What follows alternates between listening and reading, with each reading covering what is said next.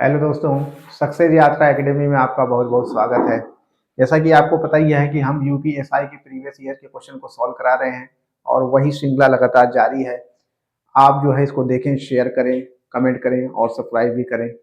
आगे देखें, यहाँ पर देखें दिया हुआ है राज्यसभा में राज्यों को आवंटित सीटें निम्नलिखित में से किस आधार पर होती हैं। यानी राज्यसभा में जो सीटें होती हैं वो किस आधार पर राज्यों को आवंटित की जाती हैं। प्रत्येक राज्य की प्रजनन दर के आधार पर, या प्रत्येक राज्य की प्रति व्यक्ति आय के आधार पर, या प्रत्येक राज्य की जन्म दर, या प्रत्येक राज्य की जनसंख्या के आधार पर। तो राज्यसभा में जो सीटें आवंटित की जाती हैं वो प्रत्येक राज्य की जनसंख्या के आधार पर आवंटित की जाती हैं। साथ ही राज्यसभा में सीटों की संख्या 250 है। राज्यसभा में सीटों की संख्या 250 है, जिसमें 12 सीटें ये राष्ट्रपति जो है मनोनयन द्वारा किया जाता है। राष्ट्रपति 12 लोगों को मनोनीत करते हैं, जिनको विज्ञान, साहित्य, कला या समाज सेवा से संबंधित अनुभव होता है। उनको जो है 12 लोगों को राष्ट्रपति द्वारा मनोनीत किया जाता है। तो यहां पर आपका आंसर हो जाएगा प्रत्येक राज्य की जनसंख्या के आधार पर जो है ये सीटें आवंटित की जाती है। तो डी आपका आंसर हो जाएगा प्रत्येक राज्य की जनसंख्या के आधार पर। यहां पर देखिए भारत में अंतरराज्यीय परिषद के अध्यक्ष कौन होते हैं। इंटर स्टेट काउंसिल भी इसको कहा जाता है। इसके अध्यक्ष कौन होते हैं। बारी बारी से मुख्यमंत्री नहीं होते हैं। केंद्रीय गृह मंत्री, भारत के राष्ट्रपति और भारत के प्रधानमंत्री। तो इंटर स्टेट काउंसिल के अध्यक्ष भारत के प्रधानमंत्री होते हैं। भारत के प्रधानमंत्री इसके अध्यक्ष होते हैं।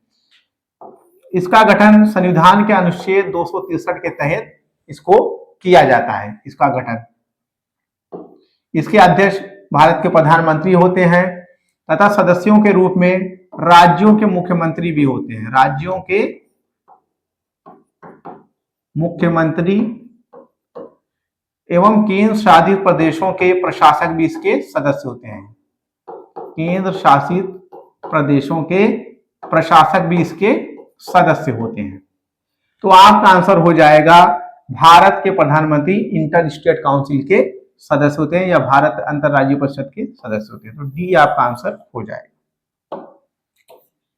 तीसरा क्वेश्चन देखें, न्यायिक सक्रियतावाद के संदर्भ में PIL का पूर्ण रूप क्या है। PIL का पूर्ण रूप क्या है। Priority interest litigation, public investigation litigation, public interest litigation या पर्सनल इंटरेस्ट लिटिगेशन। तो PIL के संदर्भ में जो है PIL पब्लिक इंटरेस्ट लिटिगेशन, ये आपका आंसर हो जाएगा। Public interest litigation. PIL की जहां तक शुरुआत की बात है तो न्यायमूर्ति PN भगवती के आदेश से इसकी शुरुआत की गई। PN भगवती के आदेश से इसकी शुरुआत की गई थी। और PIL से संबंधित जो प्रथम वाद था वो हुसैनारा बनाम बिहार राज्य से संबंधित वाद था। तो आपका इसमें आंसर हो जाएगा PIL पब्लिक इंटरेस्ट लिटिगेशन। इसको किस आधार पर इसको जो है PIL दाखिल की जाती है। सर्वोच्च न्यायालय में अनुच्छेद 32 के आधार पर इसको दायर किया जाता है सर्वोच्च न्यायालय में, जबकि अनुच्छेद 226 के आधार पर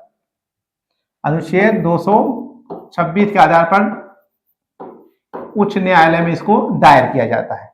तो आपका आंसर हो जाएगा सी पब्लिक इंटरेस्ट लिटिगेशन, PIL का फुल फॉर्म है। यहां पर देखिए भारत में पहला भूमि अधिग्रहण कानून वर्ष में पेश किया गया। भारत में पहला भूमि अधिग्रहण कानून किस वर्ष में पेश किया गया था। इसमें लिखा हुआ है 1984, 1894, 1784 और 1694।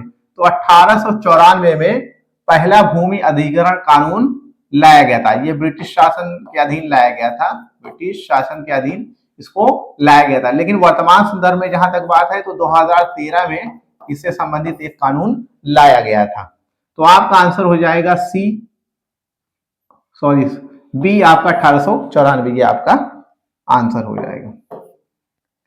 यहां पर देखिए निम्नलिखित में से किसे एक पेडोलॉजिस्ट के रूप में जाना जाता है, किसे पेडोलॉजिस्ट के रूप में जाना जाता है? धातुकर्मी वैज्ञानिक, धातुकर्मी वैज्ञानिक जो धातुओं से संबंधित अनुसंधान करते हैं या कुछ करते हैं उनसे, ये आपका आंसर नहीं होगा। मृदा वैज्ञानिक दिया हुआ है, मौसम भविष्यवक्ता, गुफाओं का निरीक्षक। तो पेडोलॉजी जो होता है वो मृदा से संबंधित अध्ययन होता है, मृदा से संबंधित अध्ययन को पेडोलॉजी कहा जाता है और इसको पेडोलॉजिस्ट कहा जाता है।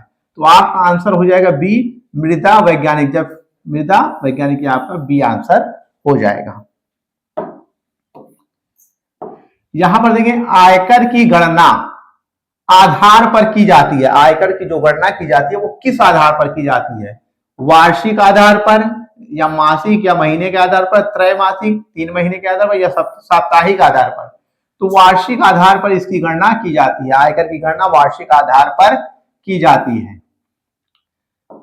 आयकर अधिनियम 1961 के तहत इसकी गणना की जाती है। 24 जुलाई को आयकर दिवस मनाया जाता है, आयकर दिवस मनाया जाता है 24 जुलाई को। और आयकर अधिनियम 1961 के तहत जो है इसकी गणना की जाती है, वार्षिक आधार पर की जाती है। तो आपका आंसर हो जाएगा ए, वार्षिक आधार पर इसकी गणना की जाती है। भारत में पहली रेलवे लाइन का परिचालन यानी शुरुआत किस वर्ष किया गया? दिया हुआ है 1813 में, 1857 में, 1853 में या 1833 में। तो 1853 में इसकी शुरुआत की गई थी। पहली रेलवे लाइन का परिचालन 1853 में लॉर्ड डलहौजी के समय में की गई थी, लॉर्ड डलहौजी के समय में इसकी की गई थी। मुंबई से ठाणे के बीच, मुंबई से ठाणे के बीच इसकी शुरुआत की गई थी। और 1813 में प्रथम चार्टर एक्ट यहां पर लागू किया था, प्रथम चार्टर एक्ट। जबकि 1833 में द्वितीय चार्टर एक्ट लाया गया है। इसके तहत बंगाल के गवर्नर जनरल को भारत का गवर्नर जनरल कहा जाने लगा। बंगाल के गवर्नर जनरल को भारत का गवर्नर जनरल कहा जाने लगा, भारत का गवर्नर जनरल। जबकि 1857 में 1857 का विद्रोह हुआ था और इसी समय महालेखा परीक्षक पद 1857 में ही महालेखा परीक्षक पद का गठन भी किया गया था। तो आपका आंसर हो जाएगा यहां पर सी 1853। 1853 में पहली रेलवे लाइन का शुरुआत की गई थी लॉर्ड डलहौजी के समय। यहां पर देखिए भारत में कौन सा संगठन प्रिंट मीडिया, कौन सा संगठन प्रिंट मीडिया को नियंत्रित करता है? यहां पर दिया हुआ है न्यूज ब्रॉडकास्टर एसोसिएशन, भारतीय विज्ञापन मानक परिषद, तो ये विज्ञापन से संबंधित, ये आपका आंसर नहीं होगा। केंद्रीय फिल्म प्रमाणन बोर्ड, ये फिल्म से संबंधित है और सीरियल से संबंधित है, ये भी आपका आंसर नहीं है। भारतीय प्रेस परिषद, ये आपका आंसर है। भारतीय प्रेस परिषद ये प्रिंट मीडिया को नियंत्रित करता है। 1978 में इंडियन प्रेस काउंसिल एक्ट के तहत, यानी इंडियन प्रेस एक्ट के तहत 1979 में इसकी शुरुआत की गई थी। 1979 में इसकी शुरुआत इंडियन प्रेस काउंसिल की शुरुआत की गई थी और इसी को जो प्रिंट मीडिया को ये नियंत्रित करता है। जबकि न्यूज ब्रॉडकास्टर एसोसिएशन ये एक निजी संगठन है जो 2007 में इसकी स्थापना की गई थी। और जहां तक जो केंद्रीय फिल्म प्रमाणन बोर्ड की बात है, ये फिल्मों को नियंत्रित करता है, धारावाहिकों को नियंत्रित करता है। तो आपका आंसर हो जाएगा डी, इंडियन प्रेस काउंसिल, ये आपका आंसर हो जाएगा। भारतीय प्रौद्योगिकी संस्थान, जिसको आईआईटी भी कहा जाता है, भारतीय प्रौद्योगिकी संस्थान आईआईटी भी कहा जाता है, कानपुर की स्थापना किस वर्ष की गई थी? दिया हुआ है 1959, 1969, 1957 या 1947। तो 1959 में इसकी स्थापना कानपुर में की गई थी। आईआईटी जो तकनीकी शिक्षा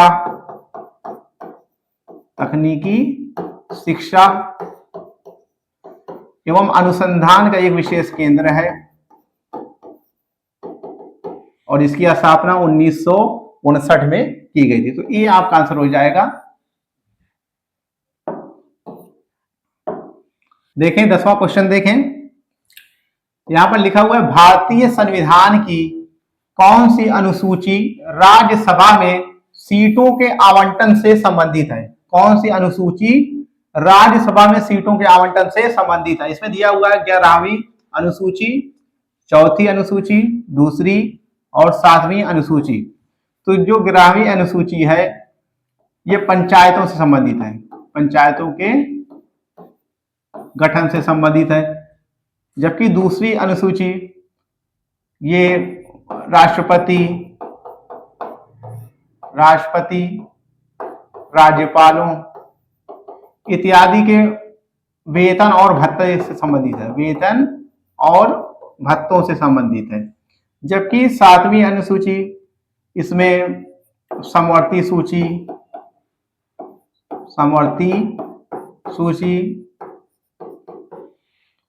संघ सूची एवं राज्य सूची का उल्लेख किया गया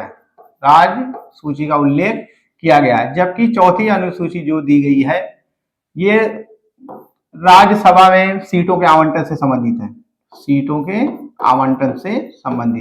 राज्यसभा में सीटों के आवंटन से संबंधित है। तो आपका आंसर हो जाएगा बी, 4थी अनुसूची, यह आपका आंसर हो जाएगा। यहां पर देखें, कार्यस्थल पर यौन उत्पीड़न रोकथाम, निषेध और निवारण अधिनियम 2013 पर लागू होता है। ये किन पर लागू होता है? यानी कार्यस्थल पर जो महिलाएं कार्य करती हैं उनसे संबंधित ये मामले होते हैं। केवल असंगठित क्षेत्र पर, संगठित और असंगठित दोनों क्षेत्रों पर, ना तो असंगठित और ना ही असंगठित क्षेत्र पर। तो ये संगठित और असंगठित दोनों क्षेत्रों पर लागू होता है। तो आपका आंसर हो जाएगा सी, संगठित एवं असंगठित दोनों क्षेत्रों पर ये लागू होता है। भारत में साइमन कमीशन किस वर्ष आया? दिया हुआ है 1929, 1921, 1928 और 1930। तो भारत में साइमन कमीशन 3 फरवरी 1928 को आया था। 3 फरवरी 1928 को ये भारत आया। इसका कार्य था जो भारत शासन अधिनियम 1919, भारत शासन अधिनियम 1919 के प्रावधानों को उसकी जांच करना था। जबकि 1929 में लाहौर अधिवेशन किया गया, जिसमें पूर्ण स्वाधीनता की मांग की गई। जबकि 1930 में 6 अप्रैल को सविनय अवज्ञा आंदोलन की शुरुआत हुई। जबकि 1931 में 4 मार्च को गांधी इरविन पैक्ट ये समझौता किया गया, गांधी इरविन पैक्ट 1931 में।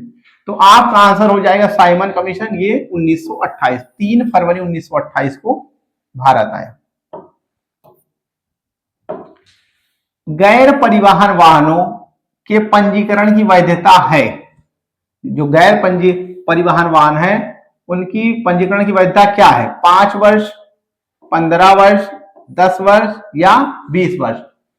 गैर परिवहन वाहन के पंजीकरण की वैधता है 15 वर्ष, 15 वर्ष इसकी वैधता है। तो आपका आंसर हो जाएगा बी, 15 वर्ष।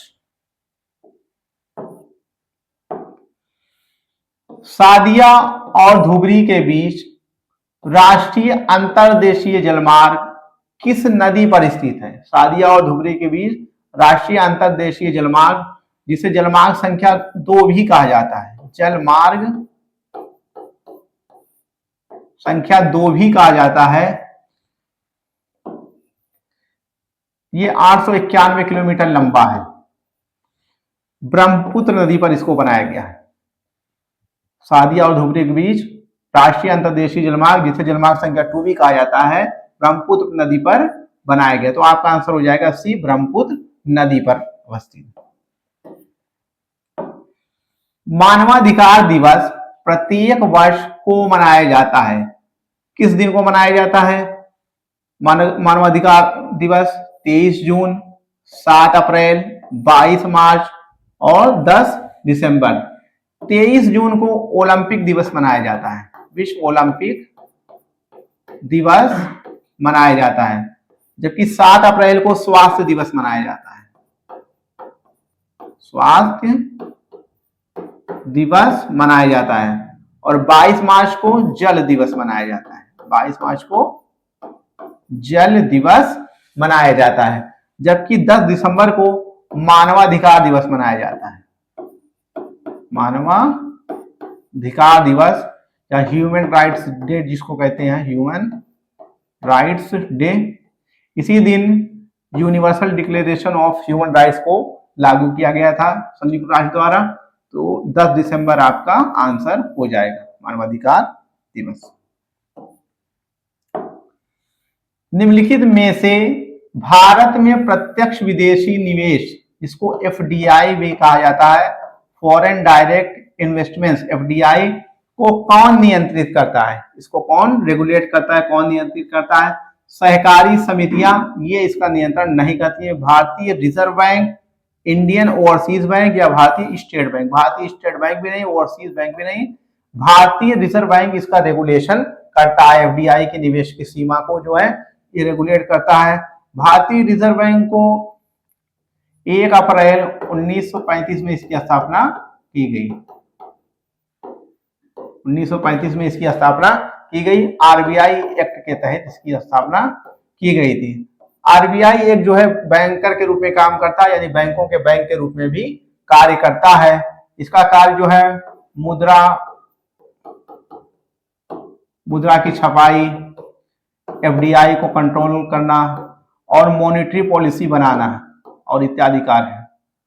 मॉनेटरी पॉलिसी बनाना इसका कार्य है। तो आपका आंसर हो जाएगा सी, आपका आंसर हो जाएगा बी, भारतीय रिजर्व बैंक, भारतीय रिजर्व बैंक आपका आंसर हो जाएगा।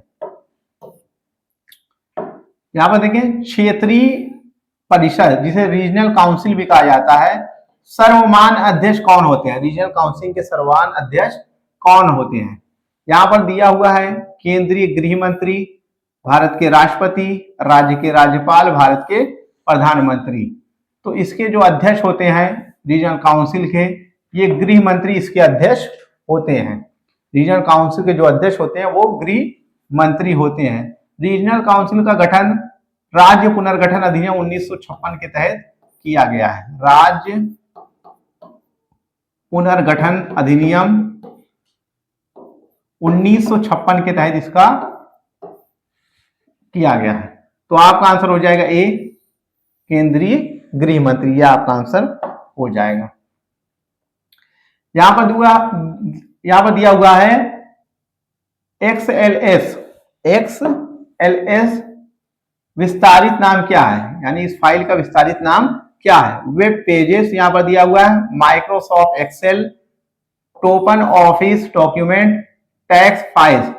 इसका XLS का फुल फॉर्म है माइक्रोसॉफ्ट एक्सेल, इसका फुल फॉर्म है। इसको वर्कबुक भी कहा जाता है, वर्क बुक भी इसको कहा जाता है। तो आपका आंसर हो जाएगा बी, माइक्रोसॉफ्ट एक्सेल, ये इसका जो है एक्सटेंशन फाइल है, इसका नाम है।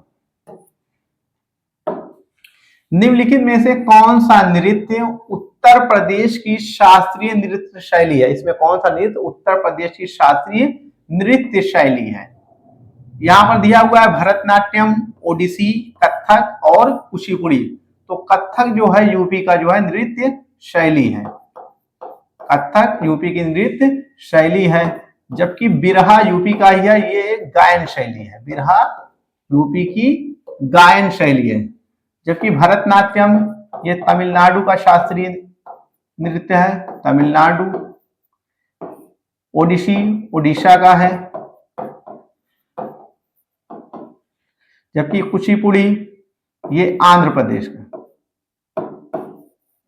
आंध्र प्रदेश का शास्त्रीय नृत्य है। तो आपका आंसर हो जाएगा सी, कथक। ये यूपी का जो है नृत्य है।